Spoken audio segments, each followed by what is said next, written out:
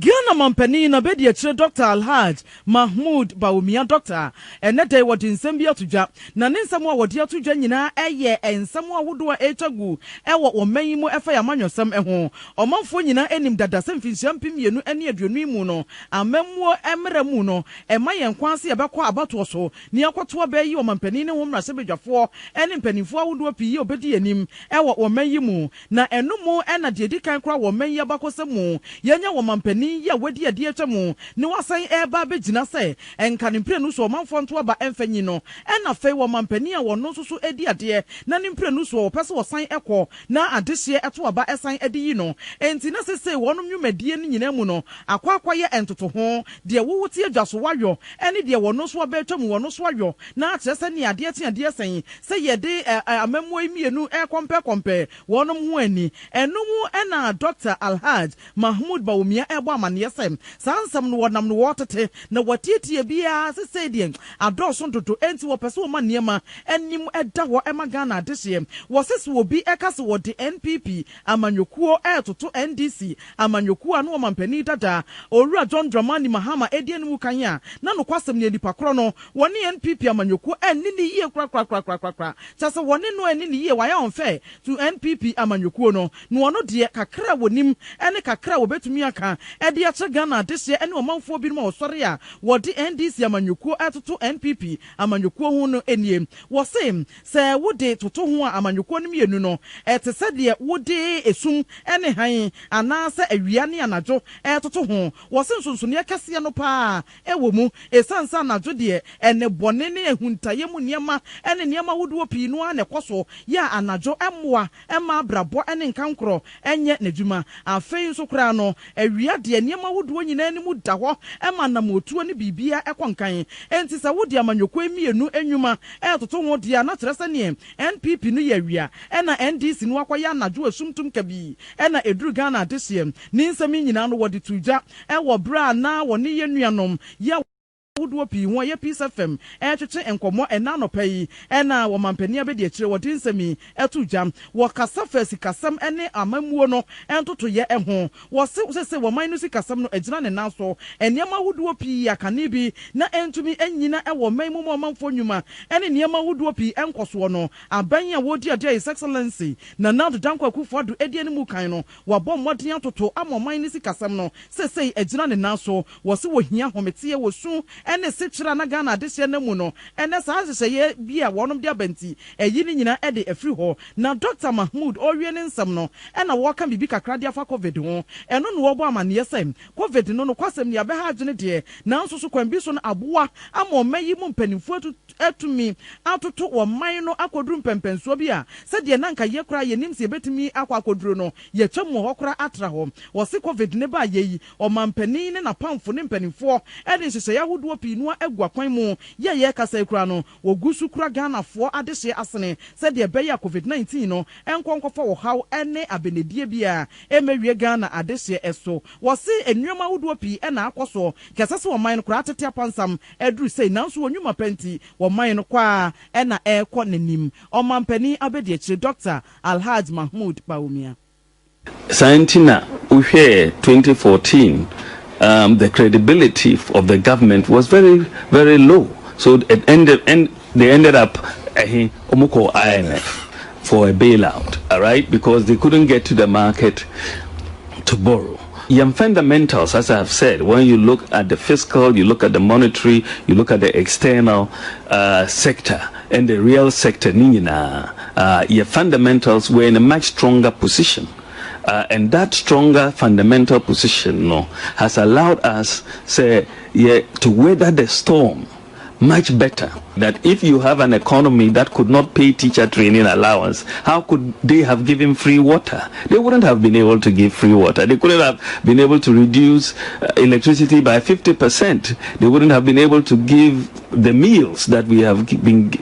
given, and so on. So the expenditures are here undertaken. We are protecting lives and livelihoods, because you have to look at the economy and you have to look at lives and livelihoods. The president has said that his #1 priority is to protect the lives and livelihoods of Ghanaians. Once that is done, as for the economy, we know how to fix it, he said, but we don't know how to bring anybody back to life. So when you come in and you have your children at home, you are using electricity, you are using water. In this COVID, you have to keep washing your hands, but you are not at work, you are not earning, but we are asking you to stay at home. What do? We have to cushion you.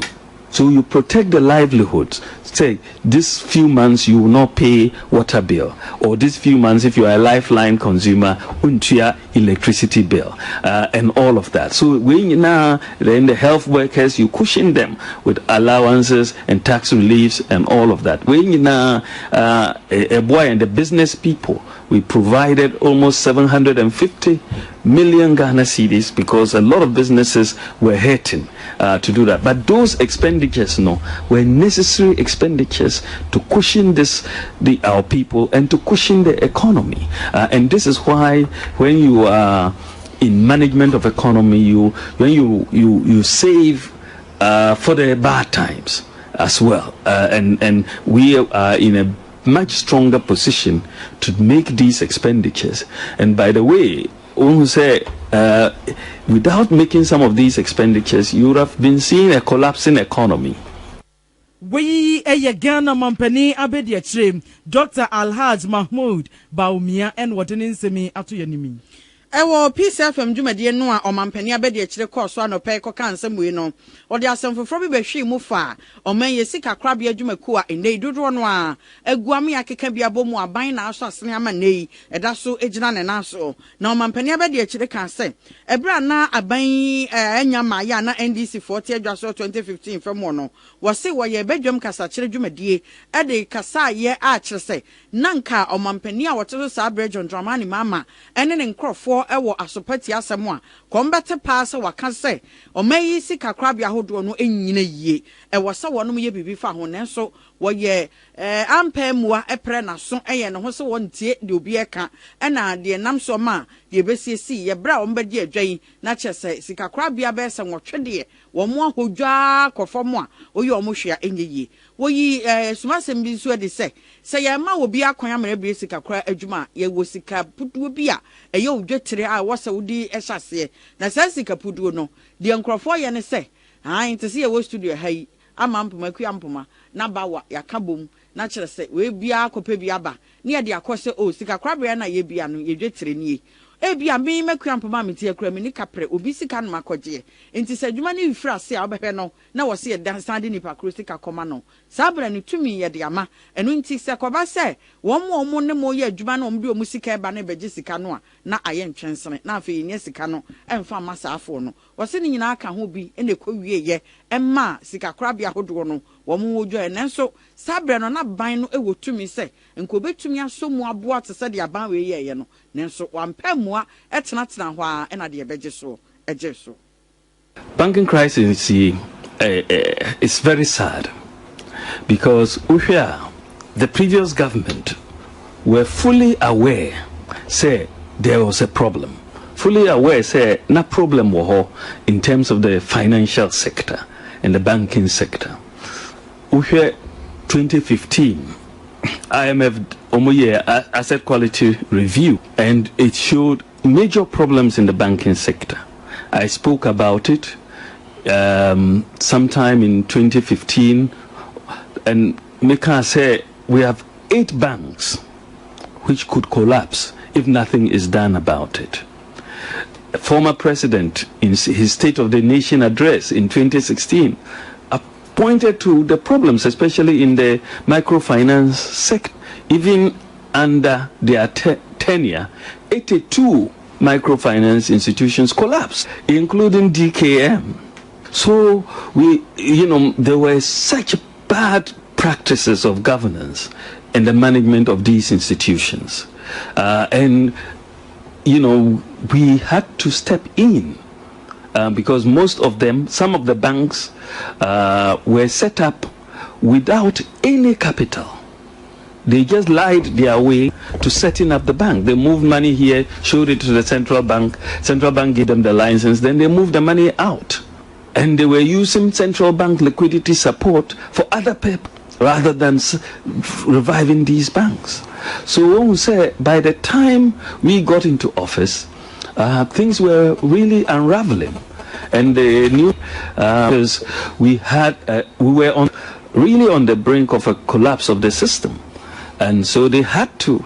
move quickly to rescue the financial system. And that is why they revoked the licenses, I think, of about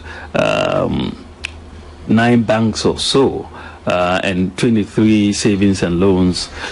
and over 300 microfinance institutions. And that act is one of the most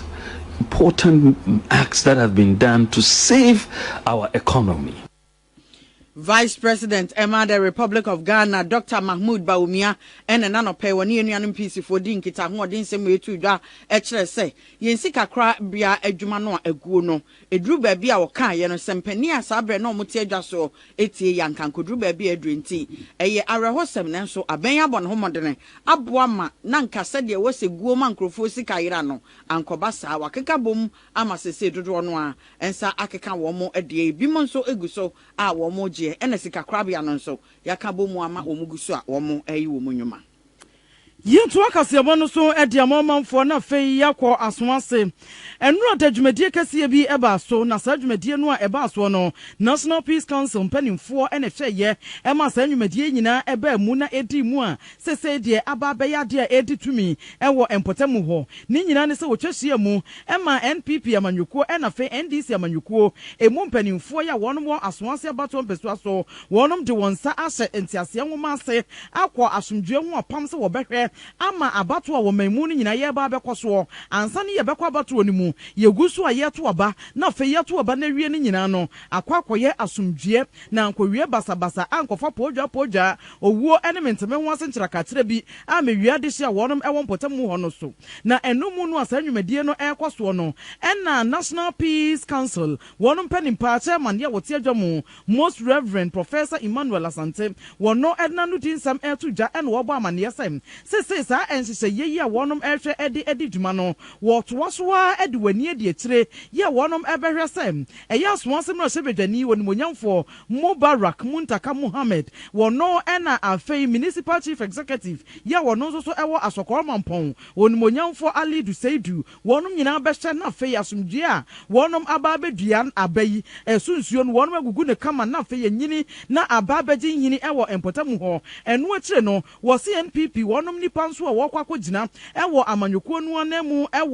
ewo asomase wono so saa owura no wonom behwe ene no akasa atwetwe nkomo se de beya asomdue wonsam no ebekọ nkan ewo saa empotamu ho na enumu no woto so abo amane yesem saa asomdue apam ya wonom ahwede wonsa asase no enso wanse wonom awie no wonom awie abato wonom mu no esemu sem eni kwan se saa amanyuko akese mienu no obia ede ne bambofo efiri wono a ne party nim se wode bebo ne ma ho ye ne party ma no eho eban enam sa ye nyina yete Ghana ha no ye wo bambo adwumaku abambo awodo eho nsam nyina no eso wonom sa enti sa niema ne nyina no ehye eniema wode wonsa asase no emu sa agreement ye wonom ede wonsa akwakosase no eni nyina so no pa ewo Act 999 ye no vigilantism eho ensensam a empanimfo etintima ye Act 2019 no ena sa ensam ne nyina no ne nyina so ewo Most Reverend Professor Emmanuel Asante esan ebo amane se wo betwa se asomdue wonsam no ebekọ nkan na fei party ahodo a wonom ewo empotamu ho nyina no watimi atena ewo asomdue mu na yentie said the Most Reverend Professor Emmanuel Asante wo kyerɛkyerɛ nsɛm nim with the two political parties and the elders of the Asawasi, especially Zongo community, the Muslim community. And the discussions went on smoothly. The whole idea is that the NDC stressed that they are not happy with the way the security agencies have been performing. The police commander of the Asawasi area has spoken, and he's given them his word that they will stand in the middle, neutral, and ensure that law and order prevails. The other political party NPP, MCE has also spoken that they all want peace. The leaders of the community have also expressed their concern, and they have also told the people that they want peace and that they would expect that the two political parties, their representatives, since they are all family members, family in the sense that they belong to the same constituency, the majority of them are Muslims, they all read the same holy book, they should comport themselves. And so they've advised them. At the end of the day, we felt that there would be the need for them to commit themselves into writing so that at least it will remind them that they have committed themselves to that. The NPP and the others have signed. The NDC representatives think that they need to do consultation, and that is what is going on now. So as far as we are concerned, we have agreed that at some point, sometime in October, we would like the Honorable Muntaka and is it Honorable Alidu? We would like to bring them together to really jaw and also make a public